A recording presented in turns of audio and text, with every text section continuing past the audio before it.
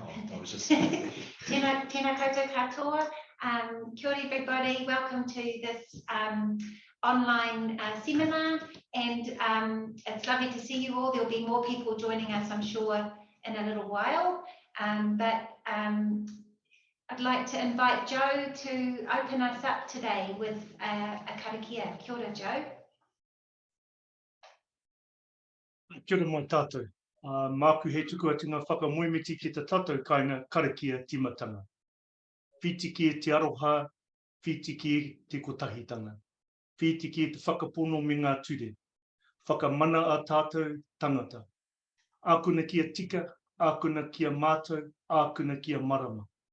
Tūhono ai ki te iwi ki te hapori. Mahi ngātahi ai ki te hunga tautoko ki ngā whānau. Kia ke pai o te angitu, kia ke pānuku, kia ke tangoro, hui e, tai ki e.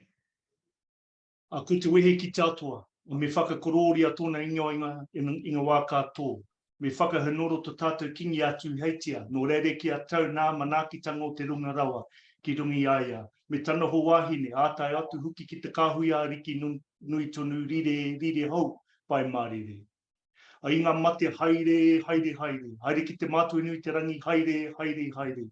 A ngā mate kina mate tātou, te hungaro tātou, a kia ora mai tātou katoa. A tēnei mātua e rutu ne te nukoro o te whenua, ki te kapui te hāngaranga tūpuna, tēnā koutou mihianga.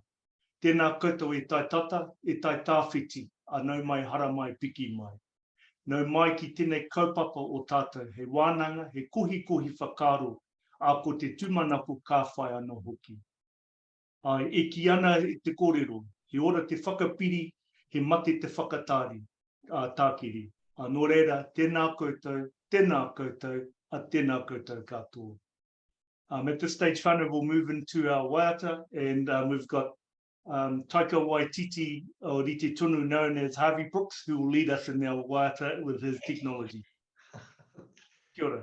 Kia ora koutou, thank you, Joe. So I'm just going to bring up a video of a waiata for us to sing along with, and if you turn on your chat function, the words are in the chat function. So I'll just start playing this now.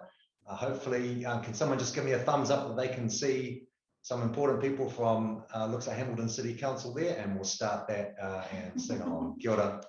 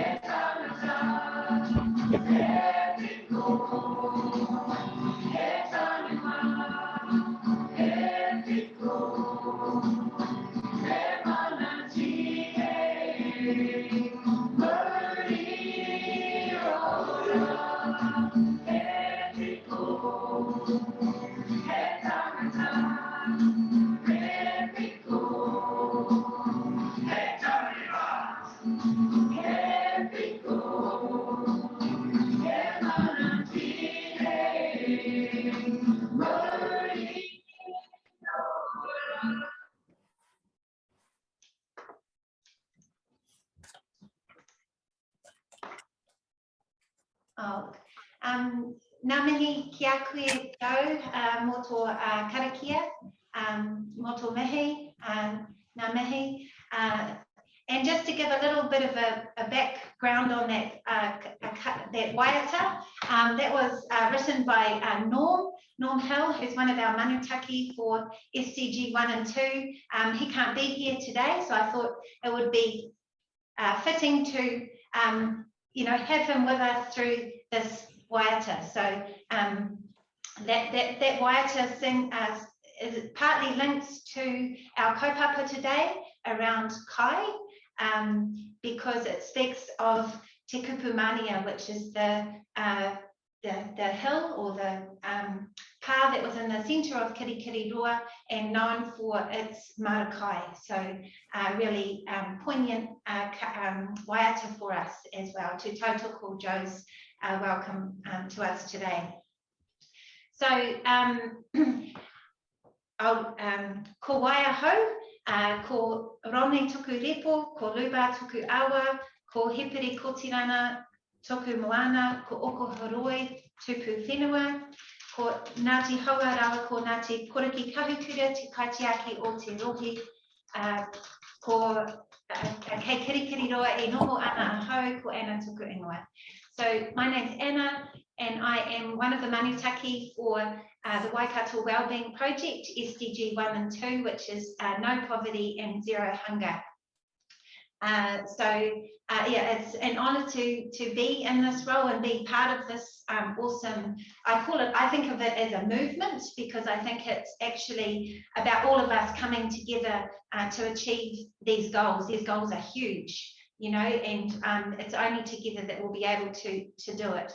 So there's also apologies today from Yona Manu, who is one of our manutaki as well. She's off supporting her niece in a very important competition, so important things to do there. And Scylla will be joining us a little bit later. So, but I just wanted to, I guess, recap a little bit of our last seminar, which was online. And if you haven't seen that, Harvey has shared it via the LinkedIn, I think, Waikato Wellbeing LinkedIn, and it's on the YouTube. So I actually watched it again this morning because I wanted to remember all the amazing kōrero that came out of that seminar, which was focused on a long-term, I'd say a long-term game around how to affect change and reduce poverty and hunger in our communities. So we talked quite a bit about our rongo matane strategy, which Norm is leading, and we're doing some research to connect with our community and bring in their voices to talk about what does kai mean to people and what's their dream, what's their moingoia for how, you know, we can affect change in our community. So that was part of the kōrero that was shared during that seminar.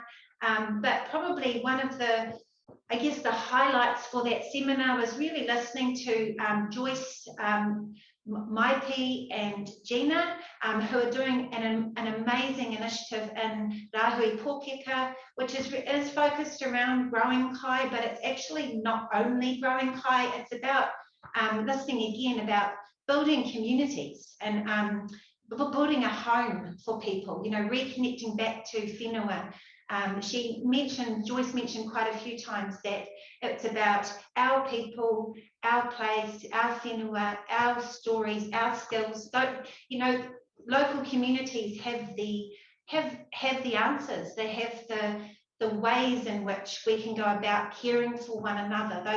It's in the whakapapa, it's there, and it just needs to be resourced and lifted up again. And I think that's what came through really strongly. And I don't think Rongo was on the call yet, but I really appreciated her question, which was like, how can we do this for other communities? How can we have this as a model where all mana whenua actually stand up and are given the resources to be able to enact the change that they want to see for their communities, because the skills and abilities are all there already. So that was a very short recap of a seminar that was I found very inspiring, listening to Joyce and Gina in particular. But this kaupapa today is really focused on what we say meeting immediate needs, because there is a long-term strategy. We need to build communities and resource local communities and grow kai and return to the whenua and all of those aspects of this work. But we also need to, along the way, make sure people are fed immediately. We can't do anything if people are hungry. So it's really important. And so we have our speakers today sharing their insights. They're champions for this, and they're sharing their insights into how we can do that and other strategies to achieve that. So our first speaker today is Dr. Rebekah Graham. I know Rebekah well because she's on the board of Go Eco, where I work, but she's a real champion for these issues on a national level as well. And one of the things I appreciate about Rebekah is that she takes a very much a structural approach, looking at the bigger picture, providing the analysis that supports the work that we do. So ngā mihi ki a koe, Rebekah, thank you for joining us, and I'll let you share your kōrero. Ngā mihi.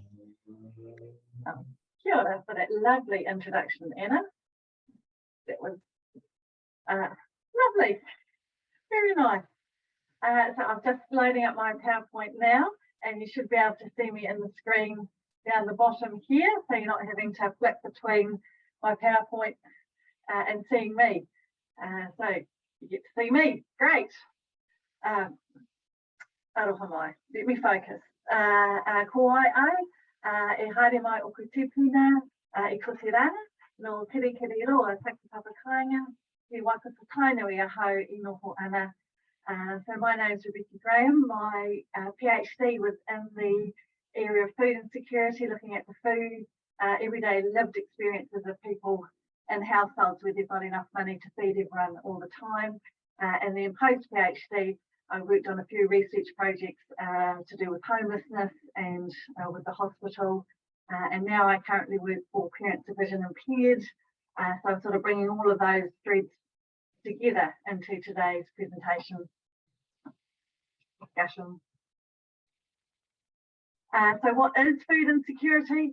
I always find it really useful to talk about the definition of what food insecurity is, and to understand and to recognise that there is an international definition of food insecurity by the United Nations FAO. And there on the screen, food security is defined to exist when all people at all times have physical and economic access to sufficient, safe and nutritious food that meets their dietary needs and their food preferences for an active and healthy life. So you can see from that definition of what food security is, that it's considering not just calories or not just food items, but the wider context of food in terms of, do people have access to enough food to enable them to live well? Does the food come into the home in socially acceptable ways? Are people able to prepare and cook meals that work for them, that work for their dietary needs, that work for their family? And there's a really important point there that Parnell and Gray hit on, which is that sustained access is part of food security. It's being able to have sustained, ongoing access to enough food without having to resort to emergency supplies or those sorts of emergency food provisions, or socially unacceptable coping strategies, which is, you know, a euphemism for the sorts of things that people do when they're really desperate. And obviously food insecurity is the converse of that. And what I particularly like about this definition is that it considers the socio-cultural context in terms of, it's not just about firing food boxes at everybody, but it's about making sure that people have socially acceptable means of getting enough food into the house and preparing them. So Aotearoa New Zealand, when we think about food insecurity within Aotearoa New Zealand, I've got a quote and an image here which kind of encapsulates some of what was sort of occurring in the research. And some of that is that there is a lot of shame and there's a lot of shame and stigma, particularly here in New Zealand. If you're in a situation where you can't afford enough food to eat for you and your family, people feel embarrassed about it. There's a humiliation. There's a reluctance to want to have to even admit to an outsider that this is difficult or hard. The other thing that happens in the background too, and I've heard it a number of times when discussing this topic, is you sort of get that comment of, why don't you just put in a garden? And it's a really interesting comment because it harks back to a nostalgic time of when we all lived in quarter acre sections and when we had secure housing. So when people think about, oh, you should just get a garden, what they're thinking about is 30 years ago, where if you're in a state house, for example, you often had security of tenure. You're in that house for life or for a very long time. You weren't constantly being reviewed every 2 or 3 years and then moved on.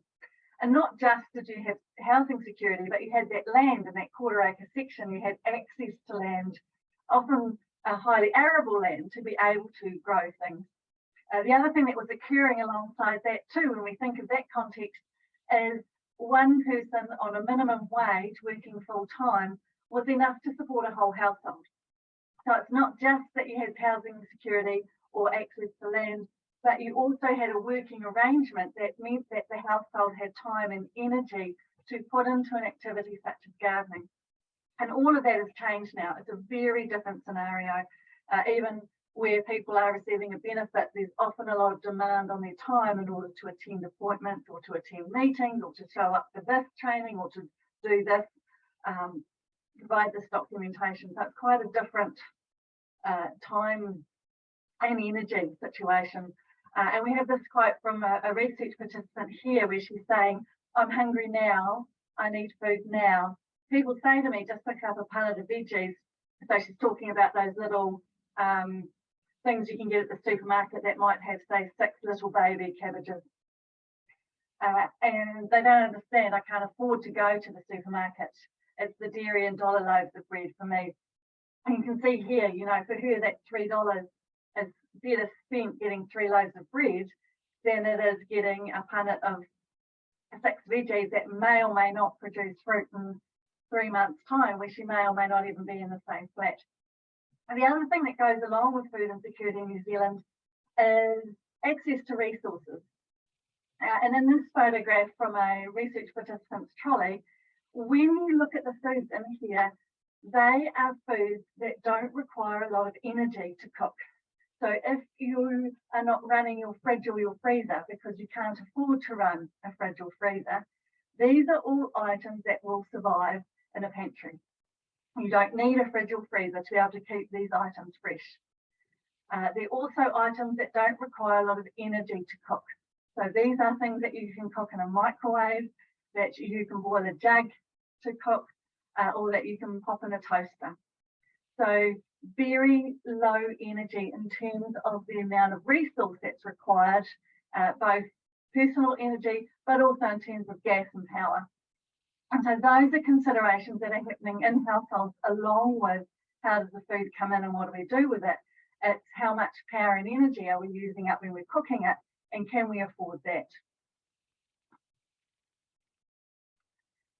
The other thing that happens is emergency situations. And this is based, these examples are based on my research at Waikato Hospital, where we talked with parents whose child had been admitted to the paediatric ward.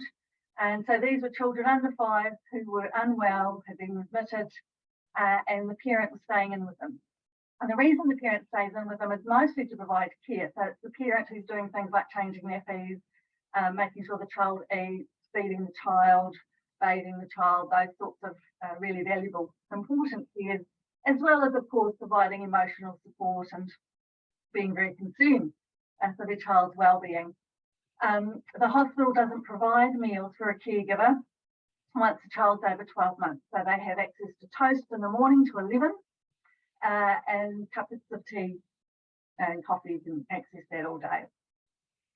For families who don't have enough money to be able to provide for a mum to spend $10, $15, $20 a day at the hospital cafe, they just went without.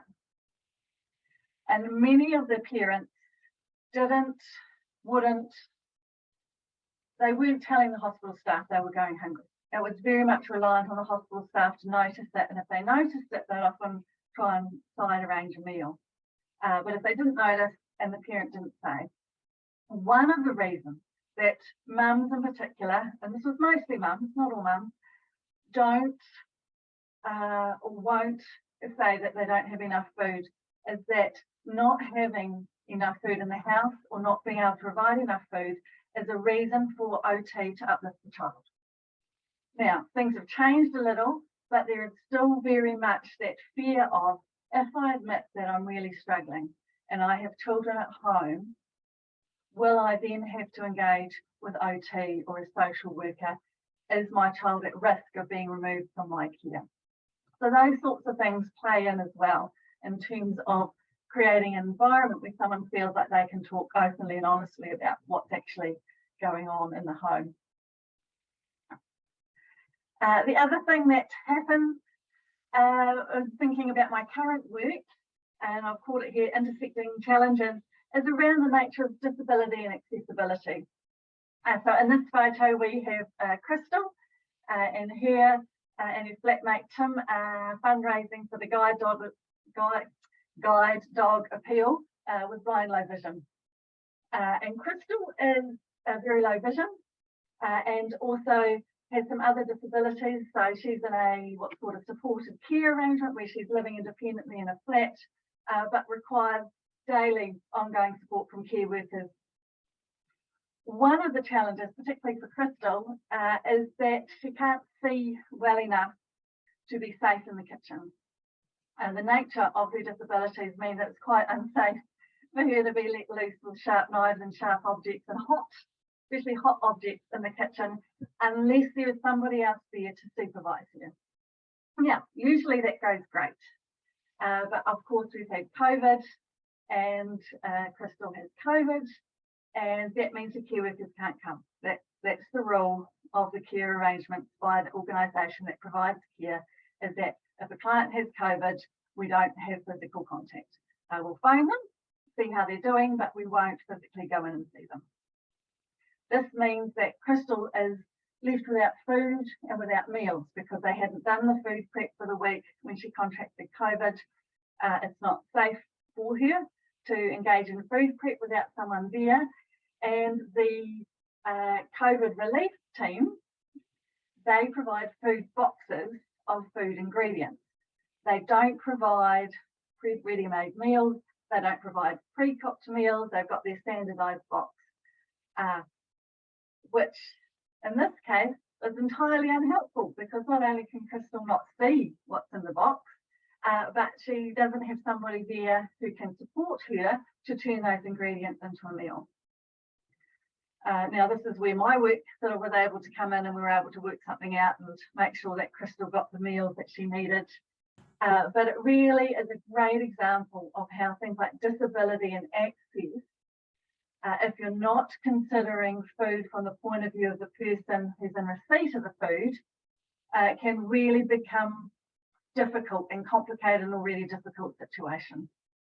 I've also noted in there around care work, for example, ageing parents and young children, that where people are involved in care work for others, this can make it really difficult for people to access things like emergency food supplies if they're having to leave the home or having to arrange for somebody else to come into the home to look after everybody so they can leave. There's often dietary requirements in there as well. So some real challenges when it comes to food insecurity that can be overlooked if we're taking that sort of top-down approach of we're going to determine what should be done. So in summary, when we think about providing food assistance, when we think about what's central to what works, having a process that is dignifying and respectful is hugely important, particularly when you're considering that people are often coming into requests for help with a sense of shame and really aware of that stigma and stereotyping. And sometimes with a history of trauma, there's some really difficult things that have happened, and that doesn't present in the way that people think it does. So often people think of that in terms of people being really vulnerable and really open, but it's often not. In reality, that stuff presents as anger, it presents as aggression, it presents as an inability to cope with being told no. So it's an interesting thing to unpack when we start to think about dignity and respect and trauma, and how in order to cope with these things, people have a veneer of anger and aggression because that's what gets them through having to go through these humiliating processes of having to ask for food. So the more that we can create these processes to be dignified, to be barrier-free, to get away from this need for people to retell their trauma story, the more that it makes it easier for all concerned. And I've noted there too, around food as a human right, there has been a bit of a tendency, or I've observed the tendency, that to treat the food as though it's a treat. To treat food as though you only get it if you're the right sort of poor, or if you're in the right sort of need, or if you're really deserving of it, and almost a reluctance to freely provide food to those who we think aren't really deserving of it, or they're double dipping, or they're ripping the system off. And, you know, nobody's going to Paris on any of these things, are we? We're not having fancy holidays overseas. These are people who are in real need and doing the best they can to try and make it work for their family. And lastly, just that the impact of things like disability, mental health, caregiving are often quite hidden. And again, it's really humiliating to have to detail your child's disabilities in order to be able to access services, or even to have to describe the nature of your own disabilities in detail, or your medical history in detail, to someone who's essentially a stranger in order to be able to access food. So very much finding ways to provide food that are supportive of not just self-determination, but also that dignity and respect for the whole person. So what works? And this is where I hand it over to my other colleagues, who will take you on a bit further in terms of the things they do, and the things that work, and the things that are really practical on the ground support. So, ngā mihi.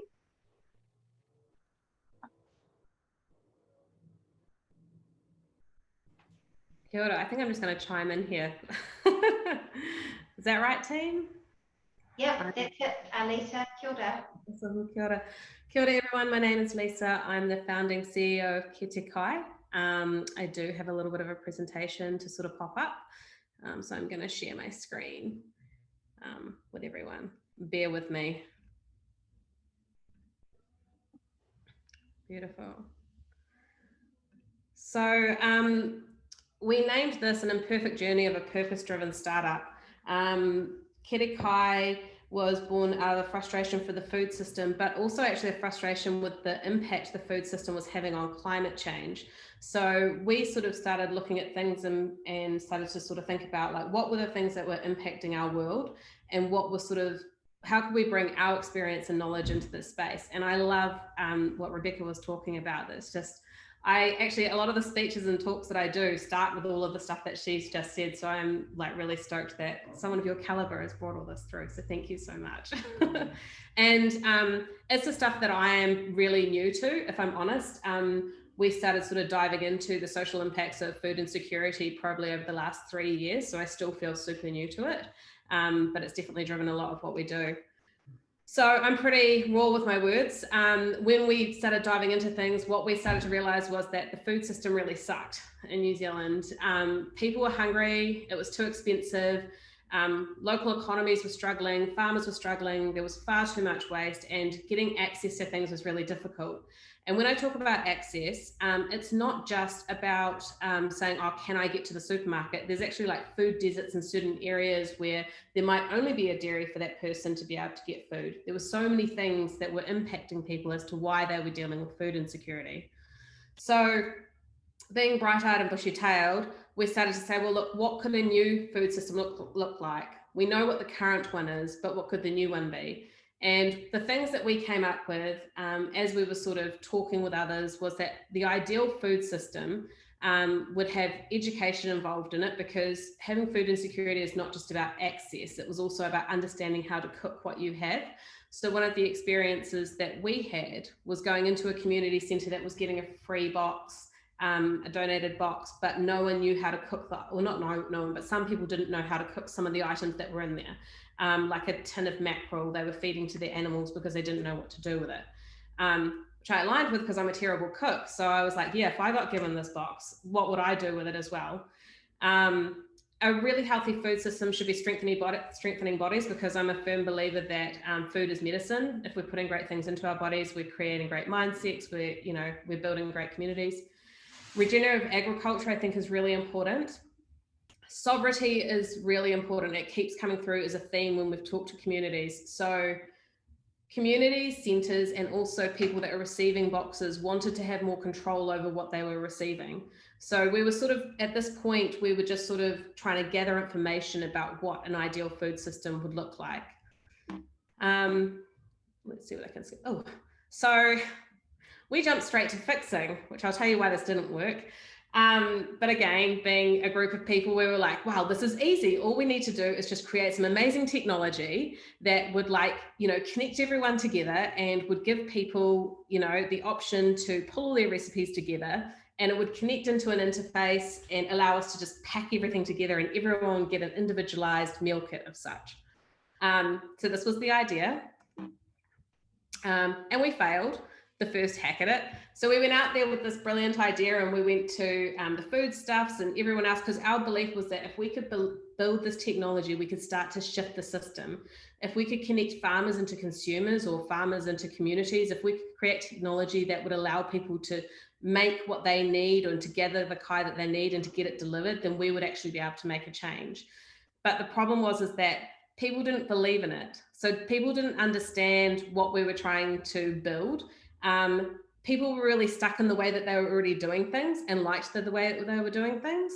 Larger commercial operations were saying, well, actually, this is going to be far too expensive and we're making enough money, so why would we want to change? And then in community centres, which was really interesting, when we were talking to community centres, they said, we really like the way we're doing it. We like the fact that we just do 50 boxes a week and every box is the same. And so we couldn't argue with that, but we kept pushing. So we still had this purpose of thinking, well, people still need access to healthy, affordable food. So how are we going to do this? And when COVID hit, we launched Keri Kai, our commercial operation. So we kind of just thought, you know what, we're just going to put this box out there and see what happens. And it went really well for the first year. We were delivering these boxes. They had recipes included in them. In fact, they were too much food that we had to create our own logistics channel to be able to get it out to people because it was too large for the courier drivers. But actually, we actually got a little bit carried away with our commercial operation, and we actually started to understand that we had to go back into our roots of understanding what we were actually trying to achieve, which was tackling hunger. When we went out again into the world to do a bit more research, because this has kind of been our pattern over the last 5 years, we kind of put something out there, we test it, we break it, and then we come back to our roots. And we realized that communities, Manu and iwi were already providing food solutions. And when we actually dug into it, we realized that their pain points were very similar to ours. Supply, technology was an issue. Recipes was something that most communities wanted to provide, but it was just too difficult with not knowing what supply was coming into their boxes. Funding is always an issue. Labor was an issue, so getting the right people into pack or having to retrain people. And there was a nagging thing around sustainable packaging. Are we using it, or do we just need to feed people on the fly? So we learned that you really need scale. So we actually got to a certain point with our current business where we were like, we can only grow to this size without technology. So people need more choice. This is an ecosystem problem, so it's much bigger than just trying to provide an affordable food box.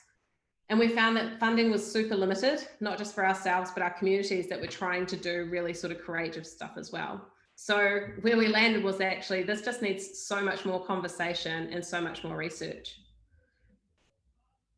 So our kaupapa is still the same. We want to try and be part of the solution in ending hunger in Aotearoa. Oh, sorry, I'm going to flip through this one.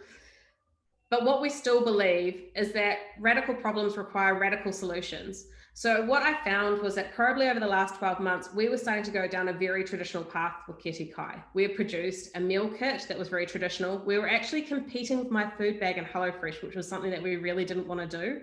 We really wanted to get back into communities. And we really started to understand that technology and resources were actually tripping us up. So each time that we tried to find another solution that wouldn't require huge investment, it kept coming back to the same thing. You guys need technology and resource to really see this idea come through.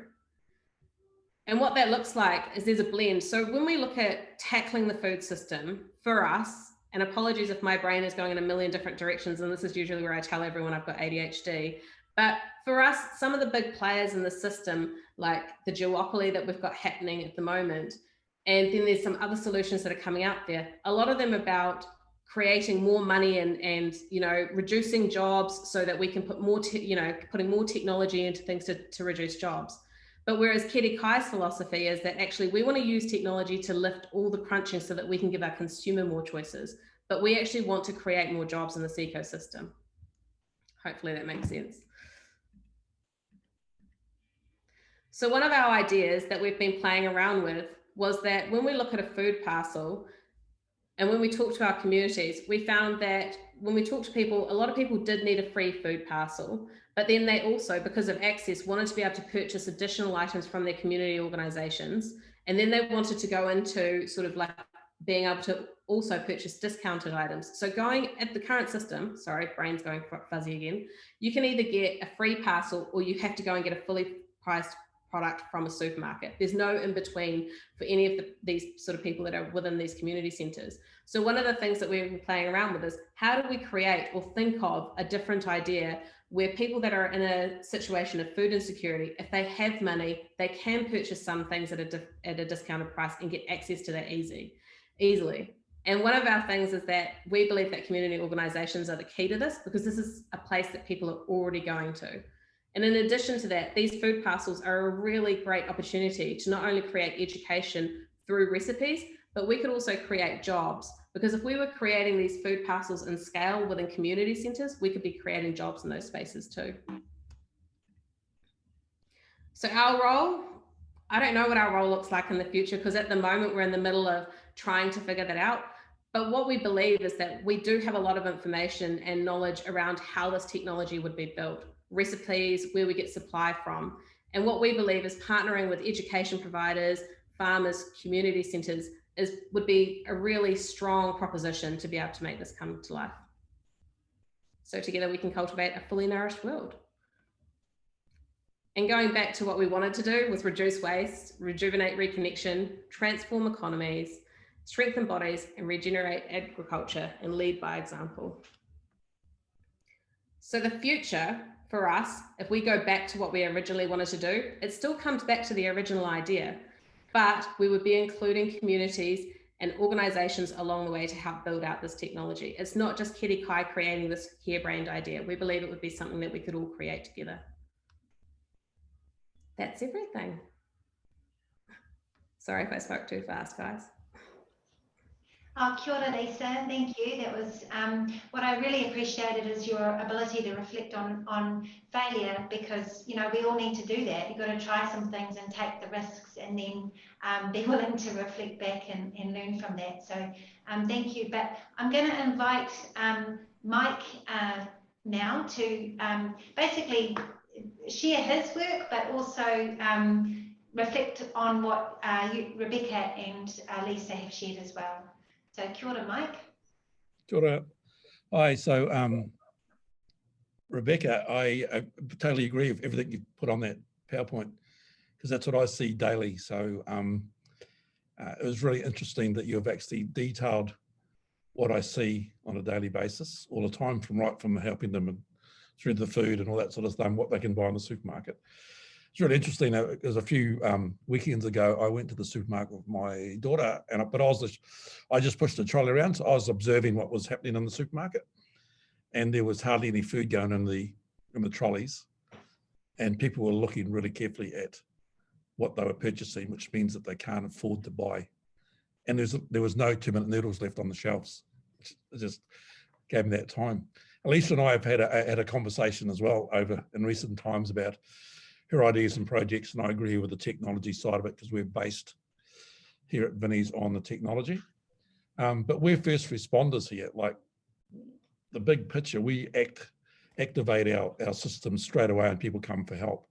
And Rebecca's right, New Zealanders don't like asking for help. That's that simple, they just don't. And it's really difficult to get them to overcome that situation. We've had people apologise for using our service and our food bank service, because it's their first time users and they don't know what to do. But with Kiwis, they leave it to the last minute, to the actually desperate, before they come and ask for help. Well, we could have solved some of their issues prior to that if they'd just stepped up earlier. But I see the trend because in my research, the supermarkets in the Western world are designed to service the 75% of the population that can actually pay for it. So there's a 25%, obviously, of people who can't pay for their food. And that's what Lisa was saying about, you know, and Rebecca. They go to the corner dairy where they pay twice as much. They get themselves into trouble. I've seen the growth of our food bank has gone from several years ago to 198 food parcels in a 12-month period to last year we did 3,516 family food parcels. And the growth is just so out of it. It's and this year it looks like we'll do 4,000 and something like that. But it's not solving any problem. It's just a band-aid fixing today. It's not looking at the bigger picture or how we can stop this happening. But people also, we see, because we do budgeting as well, their money resource is just so limited they can't actually afford to buy food. And there's a number of people who are struggling daily, and that's where the mental health or mental wellbeing comes in, because they've got to decide at night who's going to be fed. So we've got all those problems that we see at Vinnie's. But ours is a click and collect food bank. So, and we've used technology like Lisa has, where if you come in or order online or whatever, you just get a time, just walk down and pick up food and away you go. The main difference in our food bank, I guess, and others is that we don't have one standard food pack. We have 4. So we have one for New Zealanders, one for Pacific Islanders, one for the Middle Eastern community, and one for the Indian community, all of which we researched and got those communities to actually tell us what they wanted in their food packs. So we reduced our wastage that way, and we gave people the food that they actually need. And cooking is another issue, because people don't, as Lisa said, there's a number of people who don't know how to cook food properly, or don't know what to do with the food that's given. So we've tried to streamline that as well. But it is hard work, and then the biggie is keeping our food bank topped up as a resource situation. I think that at some point in the future, that I'd have to say we can't do any more because we're maxed out and we can't get any more food to match it right now. And there's a big hangover from COVID, and I think that hangover is hitting New Zealand now and towards the end of this year and probably next year, where people are really realising that they can't actually afford to do a lot of stuff with the cost of living, the interest rates, and all that sort of thing. It means their food ability to buy quality food is reduced, and so I think New Zealand, a large part of New Zealand, is going to have a big food insecurity issue, and with no real plan how to resolve that. It's just one of those tough things that we see on a daily basis, and even though we try hard to match it and keep our food bank ticking over and helping as many people as possible, there's got to be another way to solve this problem. One of the things I talked to MSD about is collection of data, and I'm pretty big on that. And in the Waikato, we've got like 39 food banks, but not everyone supplies the correct data to MSD, who need that information to apply for Treasury to get more funding to help the situation. So that's a technology-based thing, and I think we should look at that as step one to try and resolve what we need. But we're always looking for ways. I mean, it's not just the food bank that we run in the food space. Our community lunch is just the same. We get a lot of people. We do it 3 days a week, and again, we've got to tailor our production of food to people because they can't go to the dentist, so all our food has to be reasonably soft so they can eat it and chew it. And so there's all those little detail things that we do. And then we run a pensioner program in Hamilton, Narohi, Hutley, and Tokoroa. We're supplying it currently. It's like a Meals on Wheels, but it's a freebie. And we're supplying somewhere between 500 and 700 meals a week at the moment to those people. And they're pre-cooked. All you just got to do is put it in the microwave and heat it up. If you have a microwave, which was the other issue that I know Rebecca mentioned, you can microwave the food in that trolley, but not everyone has them. So there's all these social issues that that we're seeing happening in the food space. How do we fix the food space? I'm not sure, but it's a long-term program. And I think with the amount of intelligence in this little group here, that we should be able to work out something for the future that would help. But I say right now, we're just our first responders. We respond to people's immediate needs straight away, basically, all the time. We don't have we sort of have a robust information collection system, but we don't put people through the ringer when they come to apply for food, because we know dignity and mental health is really important. So it's more like a bit of a subtle approach, but we managed to screen a lot and get them through, and it's quite an easy process for us. And we have a lot of organisations who lean on us for help all the time. But the food problem is massive, and both the previous speakers recognise that. How do we fix it? I'm not 100% sure. But all we can do at Vinnie's is to try and help them immediately and keep them fed as much as possible. But I'd be really interested in finding out other ideas of what you guys think about long-term solutions, because that's going to be a problem, because supply is definitely going to be a problem in the future, because no one, you just can't get enough of anything these days to put in your food parcels. So we're just lucky. They're my thoughts, and I just I really enjoyed listening to both Lisa and Rebekah, because primarily we're all on the same wavelength. We just got to link it together to make it work. Thanks. Ngā mihi ki a koe, Mike, awesome. And thank you for your ongoing work in this space. Not easy, and you've been doing it for a long time. I remember when food banks were first, developed, it was understood to be a short-term strategy to meet some immediate needs, but it wasn't going to be a long-term thing. But here we are, and we're still, needing to do this because people just don't have what they need. So thank you for your commitment to this cause over a long period of time, and your knowledge. But anybody who's got questions, please just raise your hand, and or you want to make a comment, whatever. This is your time to do that.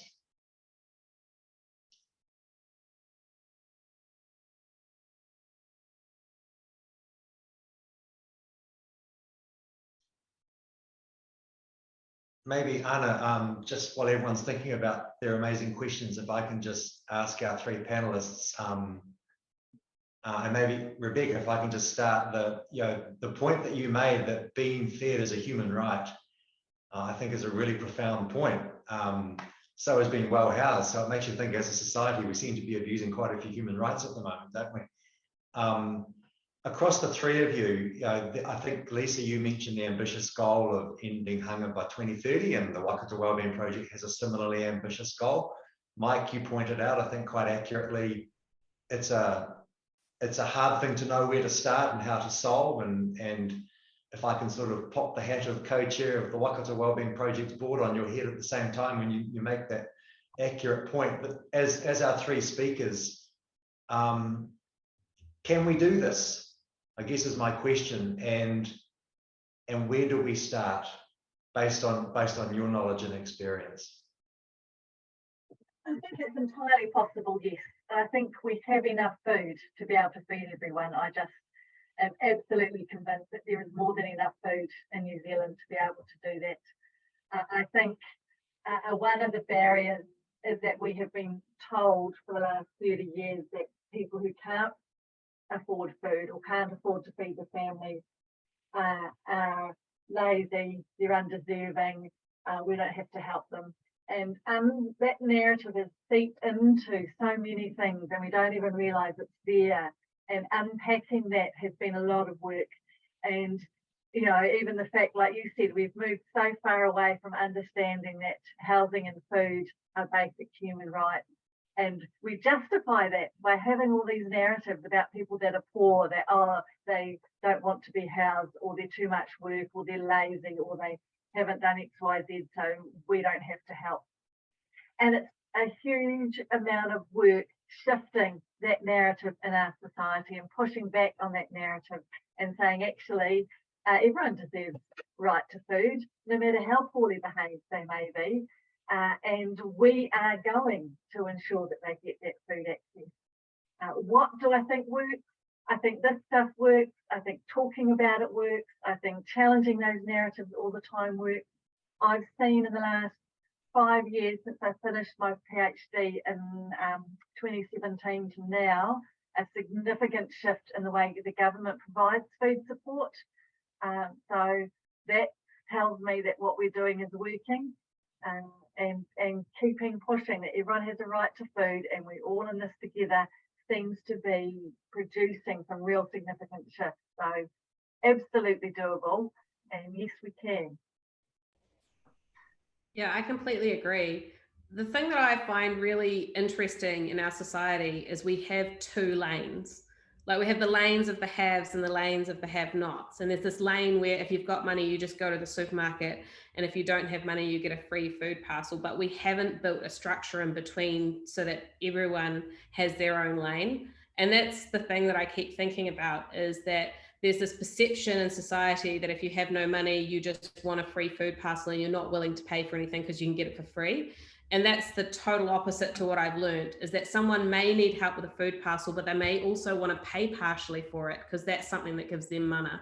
So what I'm really curious about is, can we create, and I love where Mike's going with some of his ideas when we had a hui as well, like it doesn't have to be either a commercial or a free service. Like, can we, like, there's a social enterprise unit that, again, doesn't have to be wholly owned by Keri Kai or wholly owned by, Vinnie's or wholly owned by the government. There could be something that we could create that could be like pulled together by everyone that allows all those different lanes for different people. So I absolutely, and the Waikato was perfect because we can produce so much food here. We can have a locally sourced food system that's really smart. And the thing that I keep hitting my head on is the only thing that makes this difficult that I've learned is, yes, there is those, society and things and judgment that we've got going on, but the technology is a huge issue. Like, I come from a marketing background where we have widgets for everything. Yet when you come to the food system and being able to build a food business of sorts or something along these lines, there's nothing there. It's quite like, if you want to build a food business and get multiple suppliers, you've got to go out and make phone calls. Like, it's quite archaic. So I'm really curious to see how we can build something that's a bit more transparent and open for everybody.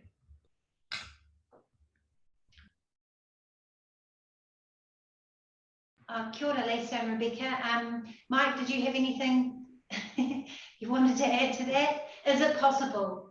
I think they've nailed it. Just that I call those people that Rebecca's talking about these are a society well, it's around the Western world, I guess, called the premium poor. That means the poorer people pay a premium for everything they do, and that's one of the reasons why the food issue is a problem, because people just accept that that's what they do. That's their lane, as Lisa puts it, but it's actually not their lane. We created that. We've got to unwind it, in my view. And I think, as I said, we've got enough talent here to do that. And I agree, we've got enough food in the Waikato. Let's just nail it, knit it together and make sure it works. Kia ora. Anyone else got a question now that Harvey's given you ample time to think of them? And that's fine if you don't too, but we'll just wait a minute and see if anyone pops their hand up.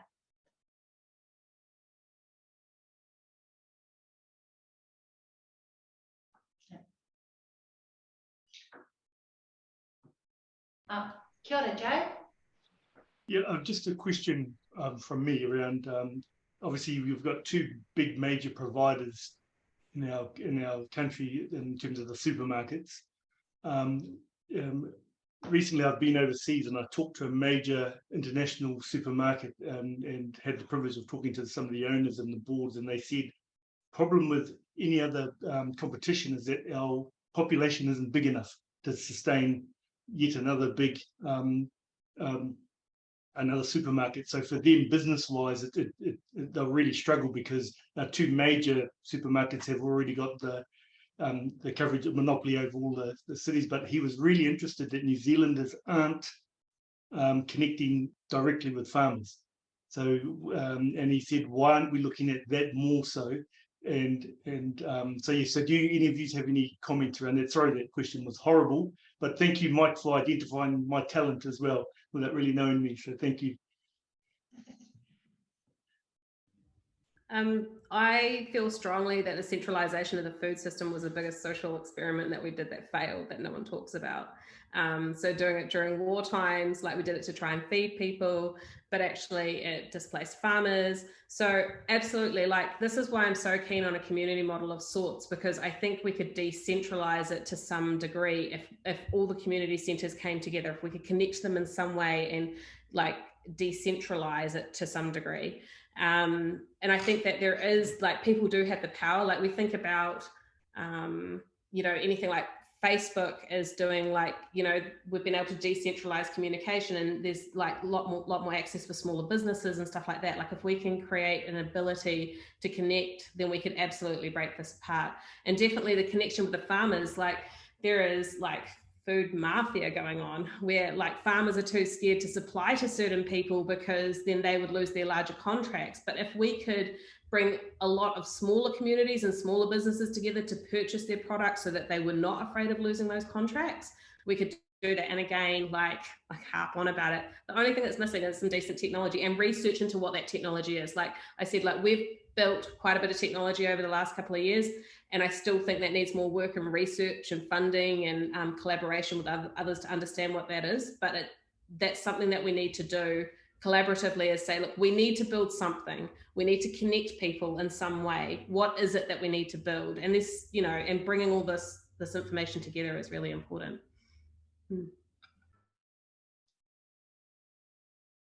Awesome, thank you, Elisa. You're the perfect person to answer that question, I think. Having done all the research. Oh, Mike, you've got something? Yeah, sorry, I have to check out. I've got to take my son to the airport. He's going to Melbourne. Cool. So, okay. Thank you for that. Mike. Thanks, yeah. Mike. All right. See you later. Yeah, it's about 12:30 anyway. So I guess just to wrap up, Silla, you're there now? Silla's one of our Manu Taki, and she's coming in at the end, having been caught up in various meetings to kind of thank our speakers, etc. So kia ora, Silla. Tēnā koutou katoa, nei rā te mihi mahana ka tu au ki te tautoko, te kaupapa o te rā, me mihi ka tika. Ko Silla Apatoku Ingo, and I am part of the Manutaki group that is here with Anna, and my apologies that I missed almost the whole. I did capture the end parts, which was the good part, and it's all about that. What works, this is working. The more kōrero we do, the more group work we do, shifting those narratives, and it's not just for one organisation or one group, it's a collective approach that needs to happen. Lisa, you mentioned the opportunity to create a locally sourced food model or system for us, and that's open to everybody. And I think Mike also mentioned the knitting everything together. Again, it's that collective impact for the good of the community. So kia ora, thank you, Rebekah, Lisa, Mike, and Joe. You did something too in there, I believe. Kia ora koutou, everyone. And I'll hand the time back to you, Anna. Kia ora, Silla. Yeah, I think you pretty much nailed it, that it's a collective approach, but we can do it. The possibility is there, and there's no reason why we can't. So we'll keep on doing these events and bringing people together. And I encourage you to look at the last seminar. Amy's put that on the chat, and this will also be available online as well. So you can share it with people that you know want to be part of this mahi as well. But I'd like to invite Joe to close our hui today. Ngā mihi, Joe. Kia ora mai tātou. Anō ko te whiwhi ki koe riro mai ki a hui ngā kupu whakakapi mo te hui nei. Ka mihi ki a tātou i whakarauika mai mō tēnei kaupapa. Ko te tūmanako e tutuku ai tātou i ngā hia i ngā wawata. Kaore e kore, ka hui anō tātou mō ngā tini kaupapa i pēnei ana. Ai ki ana e te kōrero, me whero me māpango ka oti te mahi. Maku he tuku atu ngā whakamoemiti ki te tātou kāinga, kia tau ki a tātou katoa. Te ata whai o tātou ari ki a hukarauti, me te aroa o te atua, me te whiwhi ngātahitanga ki te wairua tapu ake, āmene. A kia pai o tō koutou rā. Everyone have a safe day.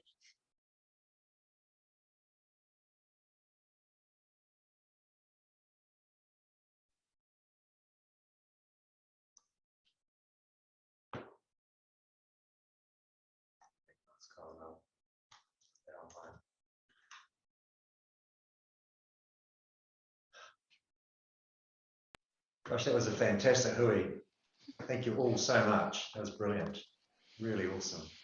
So much rich stuff. Far out. Yeah, rich kōrero.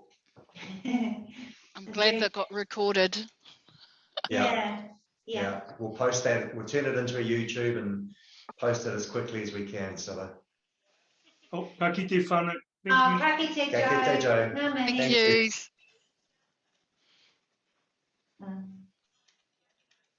It felt to me like between this hui and the last one, what we had was a big team that want to do something. And how do we capture that energy? And Rebekah, I keep thinking, man, you've got so much system insight. I just want to grab all that and use it as much as we can. We actually had a guy, Rebekah, who Mike put on to us. He was sort of a systemy, widgety, nerdy guy who was really into supply chains and that kind of thing. And so he was really interested in that kind of connecting local suppliers with people, but he wasn't able to articulate it in a clear way at all. But there's really something there about the way the system works and how we can reframe and I don't want to say engineer it because it sort of makes it sound mechanistic, but yeah, I think one of our key challenges is we're living in a capitalist society, and so we have to use those tools which are available to us. So things like working with the Food and Grocery Council, how do we shift the duopoly? So that stuff sort of happening, but then also things like what are some non-capitalist stuff we can do, like the food sovereignty work that's happening? How can we connect locals with farmers, because there is some legislation there in those contracts that farmers sign that means that they can't then supply outside of that contract. So how do we put pressure on the supermarkets to break that? Yeah. You know, I also appreciated the reflection that, well, you talked about manner enhancing processes and barrier-free processes and how important that is. And I think our community centres really have something there in terms of not only enabling those processes for people to access Kai, but also, like what Lisa's saying, they can help to create another system, or a system that's connected to the farmers or connected differently away from the supermarket duopoly. So yeah, there's something there, but it's going to take a bit of investment, I think, to be honest, because community centres are run off their feet already, as are most places. Do you know what I mean? So it's going to take, if we really want to shift it, it's going to take investment. Yeah, and I think it's just what are the levers that we have, and use those, because there's always lots of different levers. Lots of different levers. Cool. So I guess it's an opportunity for the Waikato Wellbeing project for us to say, there's already amazing work that you're doing. We've got all these people who want to be part of it. It's not, we can't singularly solve it, but what can we do that shifts it, that moves it? I mean, you probably can't move it in the Waikato without moving it across New Zealand, but at least we can do something that that brings that real system knowledge as well as that real fine-grained community action thing together, and means that, you know, whether it's the women supermarkets or the farmers, the growers, the suppliers, the regulators, the politicians, I'd like them to think that on the Waikato there's no dark spaces to hide. On this one, you know, we've actually got this figured out a little bit, and we really want to put some feet to the fire. So this is so cool. Yeah. Thank you, Rebekah. Awesome. So good. See you later. Okay. Taki te koroa.